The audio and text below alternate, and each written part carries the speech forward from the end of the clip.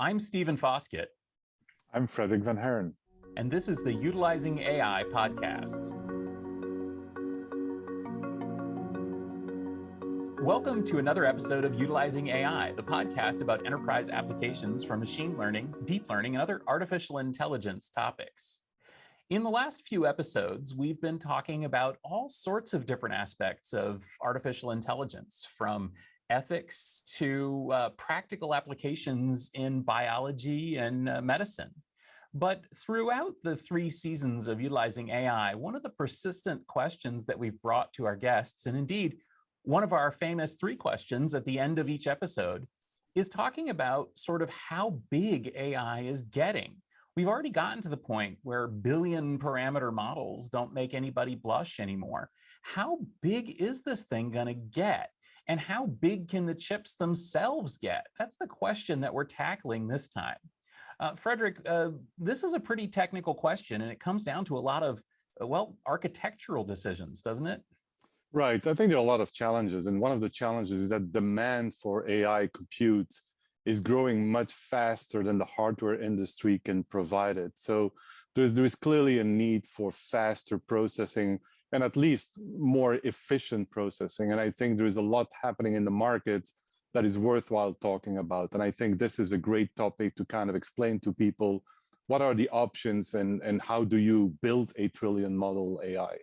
Yeah, because of course there's all those computer science challenges here in terms of, locality of data, bandwidth to memory, number of processing units, parallel processing, all that stuff. And so to answer that question, we have somebody who actually knows a thing or two about this. So I want to bring into the discussion now Andy Hock from Cerebras, which is, well, basically this is your thing, right? Yeah, absolutely. And it's great to be on. Thanks, Stephen and Frederic. So start off maybe by just telling us, who is Cerebras? What are you guys doing? What's the thing that you guys are working on? So Cerebras Systems is a computer systems company.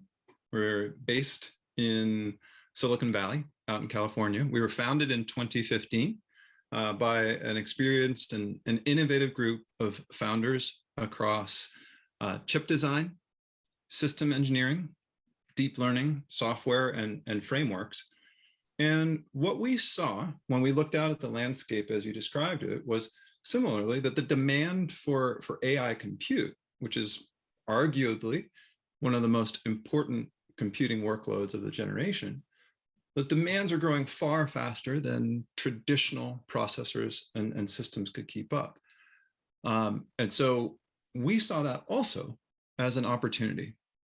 So Cerebras Systems is building a new type of processor and a new class of computer system that is really built to accelerate this AI compute, not by a little bit, but by a lot, by orders of magnitude beyond what's possible with existing legacy general purpose processors and clusters. It's quite of an interesting approach, right? Looking at 2015, you already had a few major players that were kind of dominating the AI market. So what gave you the idea in 2015 that you could do a lot better than the established market? Is that because you had a better understanding of the AI market, or is it simply because architecturally you could come up with something that was completely different but more efficient? Yeah, it's a great question. And I think in some respects, it's both about architecture as well as scale and efficiency. So as you noted earlier, what we're facing today is modern deep learning models are becoming larger and larger and more complex. And we've gotten to the point where many of those state-of-the-art models, be they for natural language processing or computer vision or other applications, often take days or weeks, or sometimes even months to train, even on large clusters of these legacy processors. And so it's not that those processing solutions don't work. They're suitable, but they're just not optimal for the specifics of the neural network compute workload. Neural network computing for deep learning is is unique. It is not, say, graphics processing or database management, and so it has some unique requirements that that we saw at Cerebras as an opportunity to build into the right processing solution for this work. Yeah, and also I think when you look at AI, I mean, there are really two components, right? There's the hardware stack, and then there is the software stack. So how do you approach the software stack? How do you kind of connect your customers in an efficient way so that they can take advantage of new innovation on the software side and take advantage of that on the hardware side? Yeah, you're absolutely right. And just to take a small sidestep to what we've built, the heart of our machine is a revolutionary large processor for deep learning. We call it the Wafer-Scale Engine. It's about 56 times larger than the largest chip built previously. It's about 8.5 by 8.5 inches on a side. So think on the order of a size of a dinner plate, rather than a traditional chip, which might be on the order of the size of a postage stamp. Our Wafer-Scale Engine has 850,000 individual and programmable cores that are architected at the core level from the ground up to handle the sparse linear algebra operations that are common to deep learning at high efficiency and high performance. So I'll put a pin in that for now, but we've developed this very high performance, high efficiency engine. And the question you asked about programming is exactly right.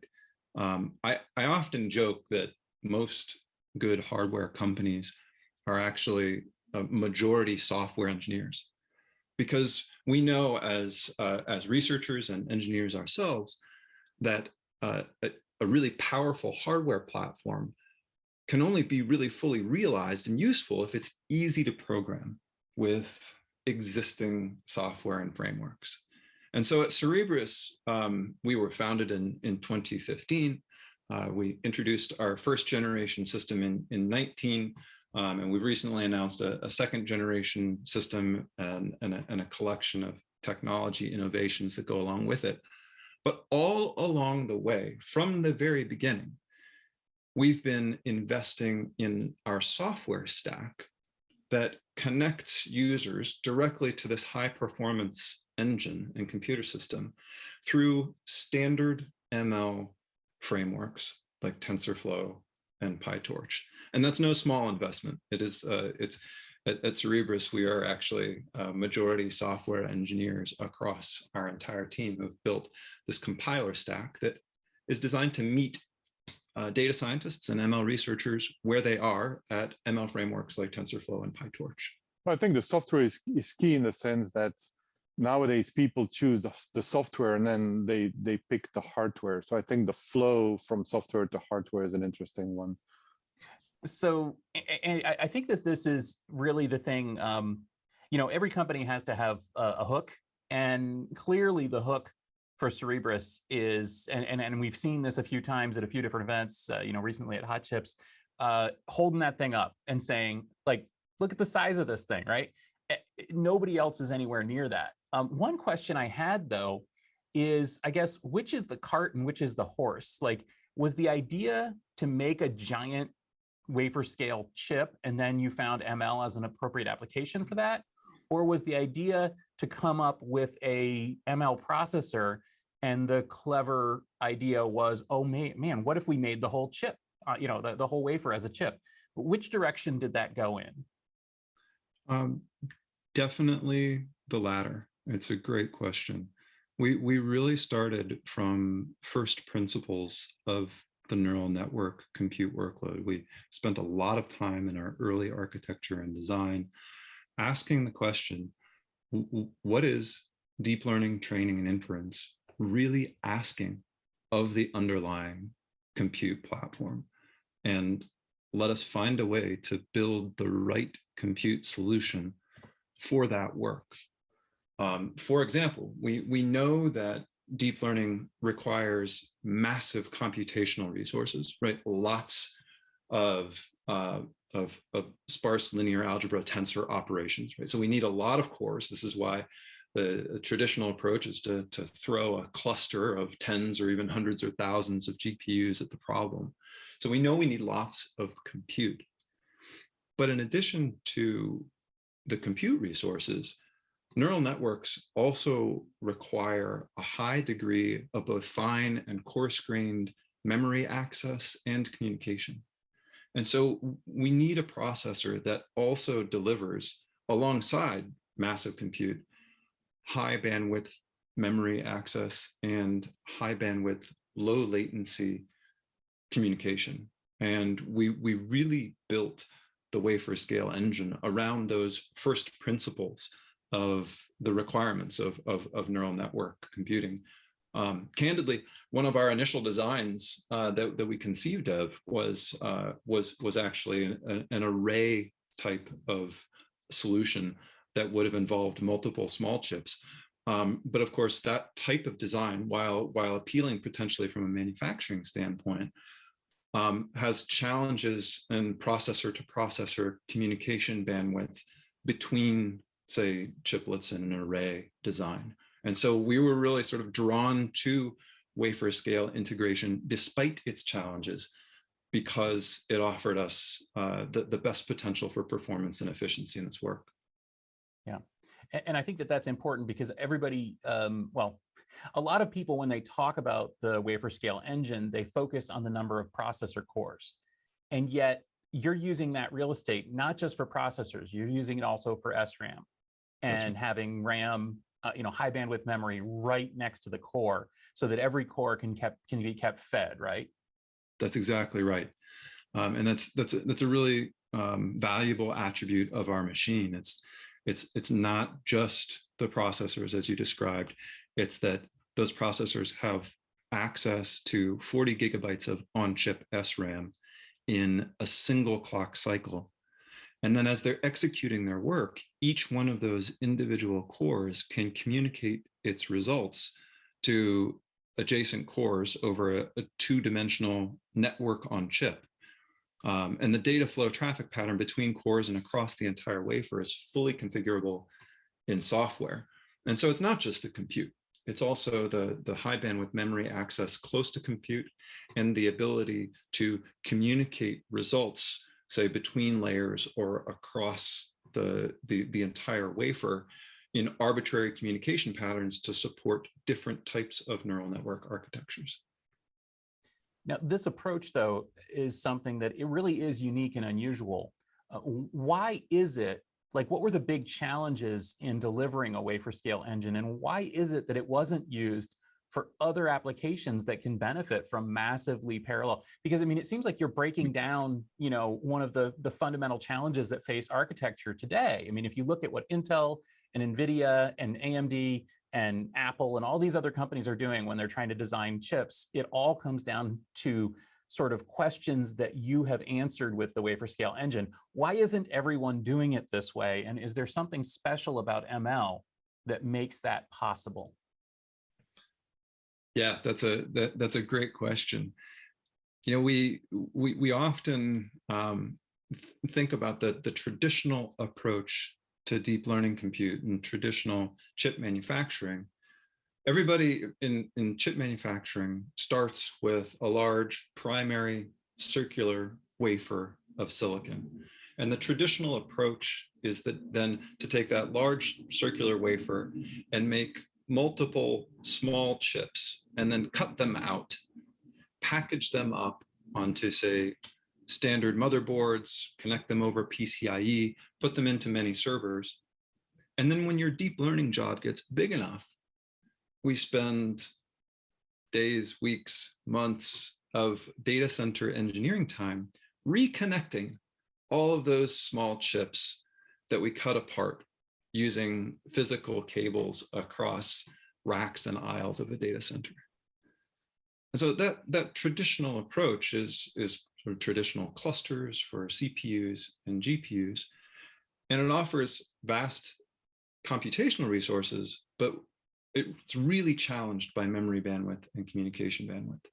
And so at a sort of fundamental level, we ask ourselves, well, if what we need is all of those compute resources together, but the traditional clustering approach with small chips is challenged by communication and memory bandwidth. Why not just keep all of the wafer together in the first place? And that leads directly to your question, that the challenges with doing that are primarily yield and packaging. That is, once we land on this large wafer scale integrated architecture as the right processing engine for deep learning, how do we power that? How do we cool that? How do we connect it? And how do we build it into a system that's easy to deploy and operate and maintain? And so we had to start with that sort of full systems view of the solution for deep learning as soon as we landed on this wafer scale engine architecture. And we have innovations at Cerebras throughout the stack on how to optimize for yield at the wafer scale, and also how to package and power and cool that in a system. And that system, of course, is our Cerebras CS2 system. That's the chassis for our processing engine that fits into a standard data center rack.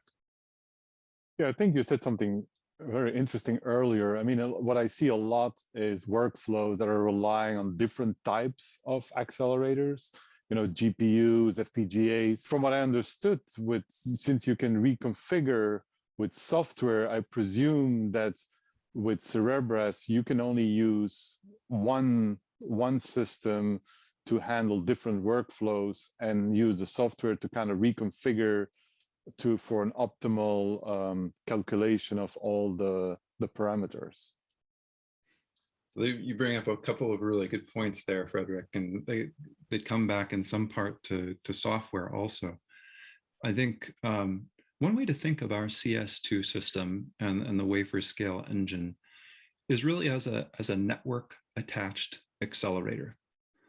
So while our device is easy to program with standard ML frameworks like TensorFlow, what our compiler is doing in the background is it's taking the onerous, computationally intensive portions of a user's end-to-end training or inference workload, and it's compiling the training or inference compute graph to our Wafer-Scale Engine.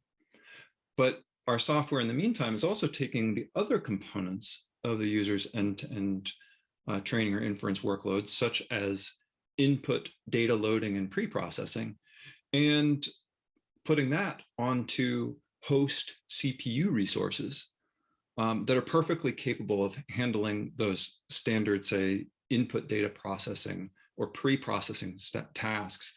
And then we use those external CPU host resources to pre-process and stream data down to the CS2, which performs the massive compute workload of training or inference.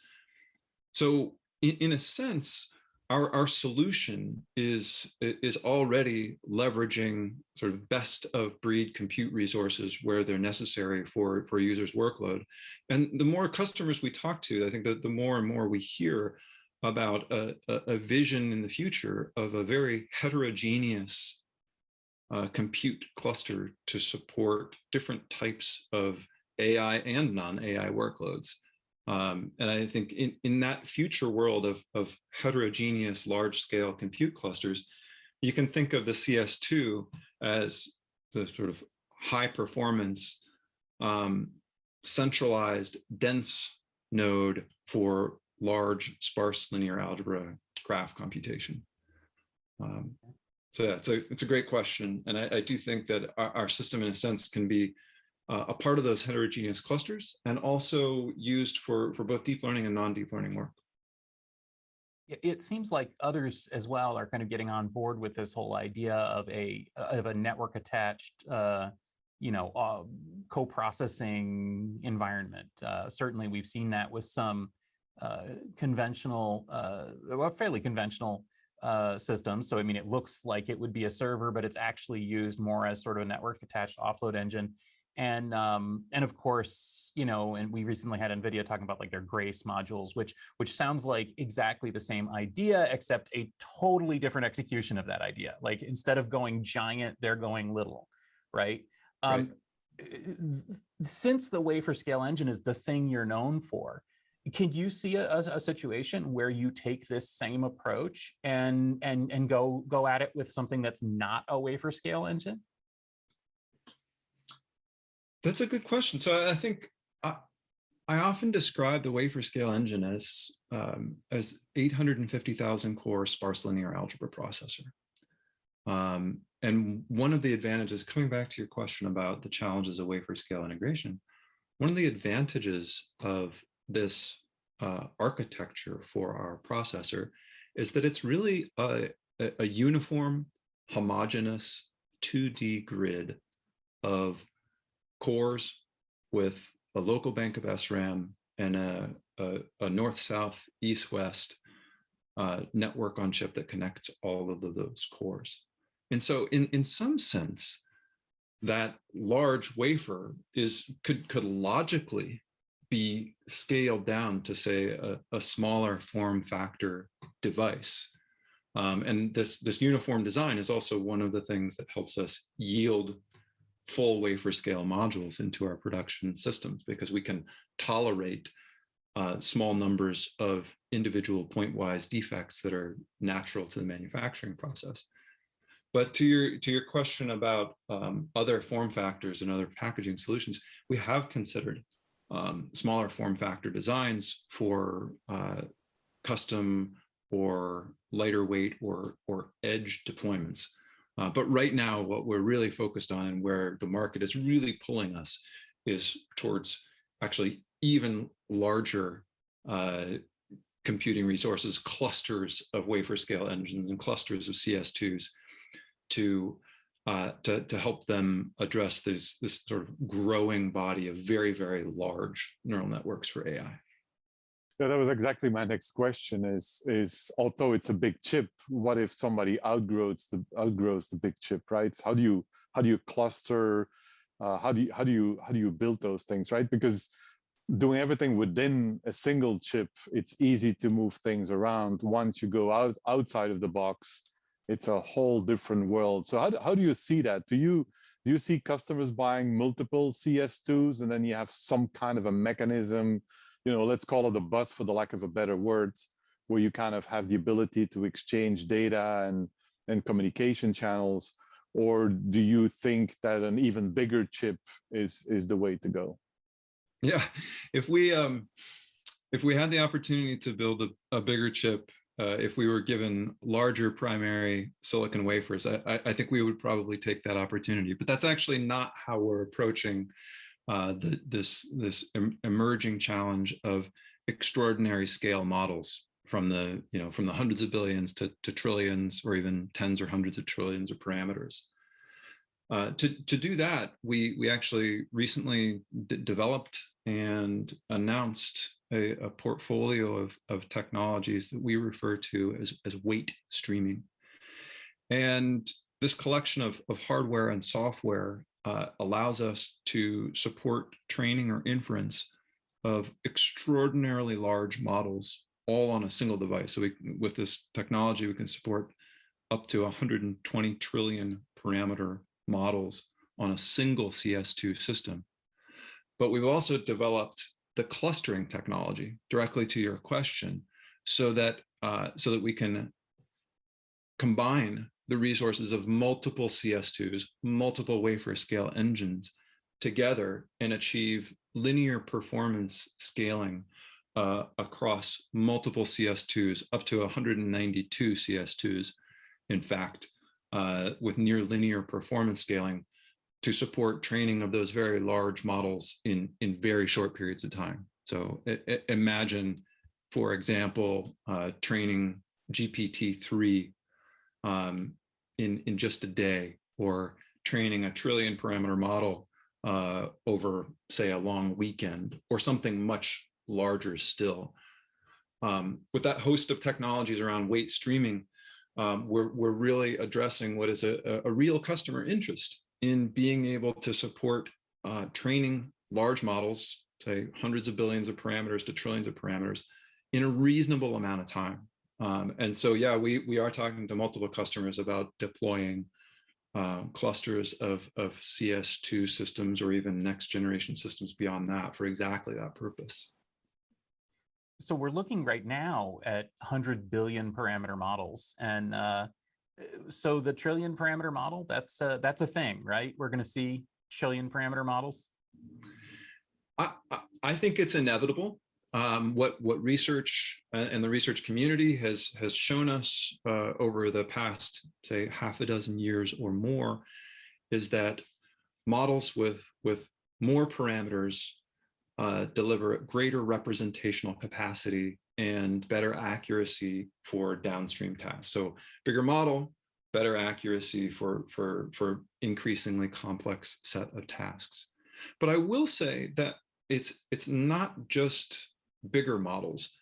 We also need compute that supports more efficient compute, more flexible compute for what I'll call smarter models, right? Models that that can incorporate sparsity or dynamic, very fine-grained computation, so that as models get bigger, they're not just increasing in capability by brute force scaling, but we're also developing models that are more parameter efficient. So I do think that trillion parameter models are almost inevitable, but I also see a large number of our customers and research partners very interested in exploring things like dynamic computation and both weight and activation sparsity to build models that are not just larger, but smarter and more efficient, so that they can achieve the same accuracy on tasks, but with fewer parameters. It's really interesting for me to hear you in particular talking about that, because the thing is, sometimes companies will sort of spin lead into gold in a way in terms of marketing. And so if they can't build big, they might say, oh, well, big is wrong. It's more efficient is more important. But if you can build big and you're still saying more efficient is important, then that to me is a pretty valuable data point, if you know what I mean. So absolutely, I think that there is going to be a point of diminishing return in terms of model size, just like, as you said, like brute force model size. But at the same time, most of the researchers that we've spoken with have said that there probably are going to need to be models that need to be that big. Like there's no way around it that we can't, we need to get to that trillion parameter plus level for certain models, certain tasks. And those things, well, they're going to need a new kind of hardware to support them. And that's, I think, what you guys are trying to bring to the table, right? Spot on. I couldn't have said it better myself. I think, we certainly see a push towards larger models, but we also see a push towards smarter and more efficient models that will require a compute platform that's able to perform very dynamic, fine-grained computation, handle sparsity. And that's exactly the direction that we're going. And to your point about large versus small models, I think that's correct as well. We see customers that are sort of pushing the envelope of parameter size, but we also have customers that are working with small models. And for those customers, we can actually compile multiple copies of a model on one of our wafer-scale engines and accelerate their work as well. And so I think it's not that one size fits all or that bigger is always better. I think what we really need and what we've really built at Cerebras is a flexible platform for not only large scale AI, but for the sort of broader landscape of AI workloads that users are bringing to life. Yeah, and I think what I hear a lot in the market is, obviously you can get a better or more accurate model if you use larger models, a larger amount of parameters. But what I also hear at the same time is the time to market, right? The ability to deliver a model within a certain amount of time, right? So it's basically saying, yes, we could do billions and trillions of parameters. However, we don't want to wait 4 weeks for that, or we want to get this done in 4 days.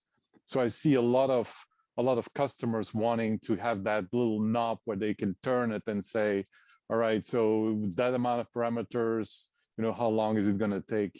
Do you see that also, customers kind of asking you that? I guess they ask you that in a different way. They might ask you for more efficient way of processing, which I guess is a reduction in processing time. But do you see explicitly people asking you for, faster model generation? Absolutely. I think for context, I actually come from a research background myself in algorithms and basic science. And I think customers come to us for performance, not only to sort of be able to research and develop and deploy an accurate production model sooner, but also to be able to iterate more quickly on their ideas in the research phase. And once a model is in production, to then be able to retrain that model at a higher cadence so that the model that they've developed and is in production is constantly a better reflection or better suited to the changing landscape of data that it's facing. And so I think from my standpoint, and from our partners and customers, what we hear is that performance in deep learning compute is valuable in that it allows them to iterate more quickly. Not only to build the right model sooner, but to try out more ideas along the way. And I think that power of iterative research and development and being able to retrain production models once they've been deployed are really valuable and part of the end-to-end sort of life cycle story of AI model development that we're powering. Yeah, it certainly does sound like, Cerebras is not just a one-trick pony. It's not just a gimmick. It's not just look at the size of this, wafer scale engine. It really is about empowering, the biggest and baddest, ML models. And I appreciate the effort that's got into not just the chip, but everything around the chip, from the supporting system to the software, of course. And I'm glad that you brought that up as well, Frederic. So now's the time in the podcast where we shift gears a little bit. We started this tradition last year in season 2, and now we're putting a little spin on it here in season 3.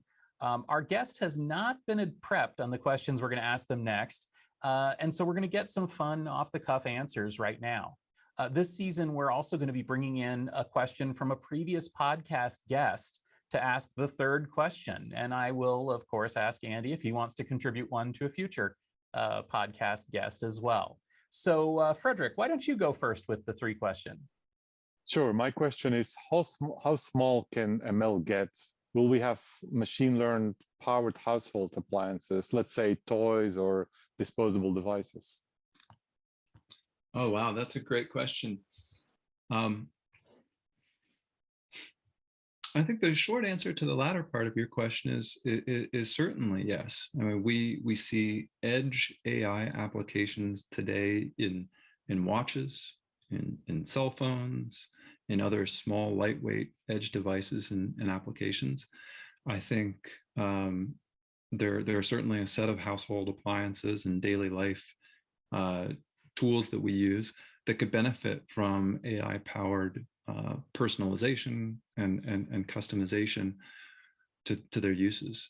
That's a good question. How small can they get? I'm not quite sure how small they can get, but I definitely see the potential for proliferation to many more small sort of daily use consumer devices in AI in the future.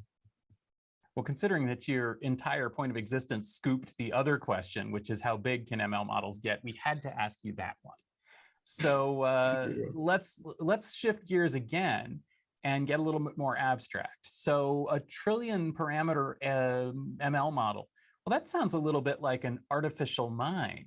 Are we ever going to get to the point where we have sort of a Hollywood style AI, a general purpose artificial person? Boy, Stephen, we think about the applications of large models a lot, and I will say, I don't know the answer to that question.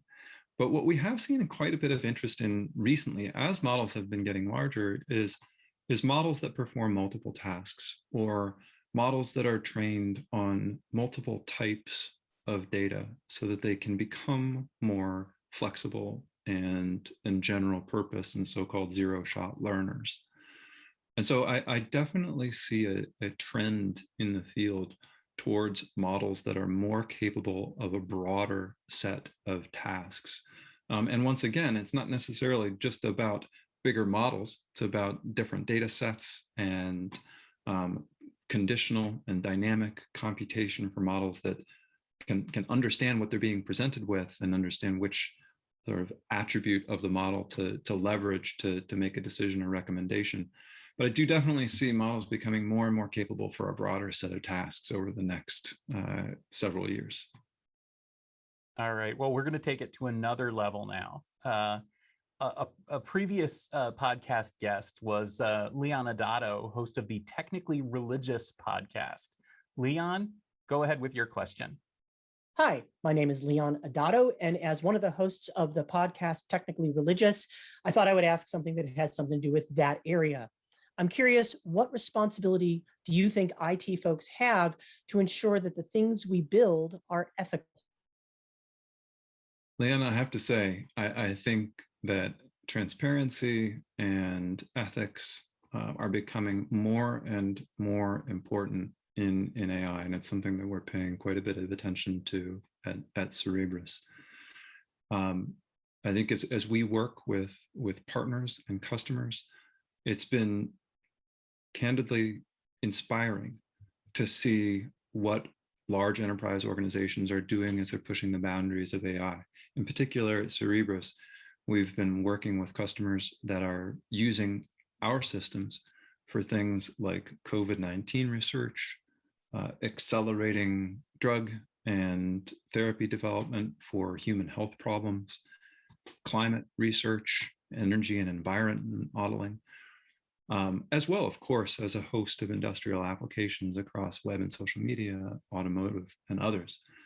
But what we see, in particular with our customers, is a really majority push towards applications of AI that are fairly clearly in the broader social and economic good and environmental good of the planet. And I think we do have a responsibility, and one of our charters at Cerebras is to develop these systems and do what we can to ensure that they're used in a way that is fair and addresses and towards the social good. I think it's something that as tool builders we have to be mindful of as we stay focused on building the next generation compute platforms for AI. Oh, that was well said. Thank you. And Leon, thank you for your question. And Andy, I'm glad we gave you the opportunity to address that as well, since we did get pretty technical in here about bits and bytes and chips. So thank you so much for joining us here for this podcast and being such an affable guest, even there with the three questions. I do look forward to your questions if you want to pose one to a future guest. And if you, our listeners, want to join in, you can as well. Just send an email to host@utilizing-ai.com, and we'll record your question for a future podcast guest. So Andy, thanks for joining us. Where can people connect with you and follow your thoughts on enterprise AI and other topics? Stephen and Frederic, first of all, thanks so much for having me. This was a really enjoyable discussion. I can imagine we could have carried on even longer, and I really appreciate the listeners too. For all you listeners out there, you can find me on LinkedIn, Andy Hock with Cerebras, and feel free to reach out if you're interested. We're always, of course, hiring for our extraordinary team, and also just happy to chat about the future of AI and computing. What's new with you, Frederic? Yeah, you can find me on LinkedIn and Twitter as Frederic van Haren. And you can typically find me talking to customers about HPC and AI from a consulting and services perspective on highfence.com. And as for me, you'll find me at Foskett on most social media networks, including on LinkedIn, where I'm trying to get a little bit more involved. And of course, you can find me at the Tech Field Day event series. We are going to be planning another AI Field Day event for next year, but that's still a long way off. But in the meantime, we're going to be doing a Cloud Field Day event here in another few weeks.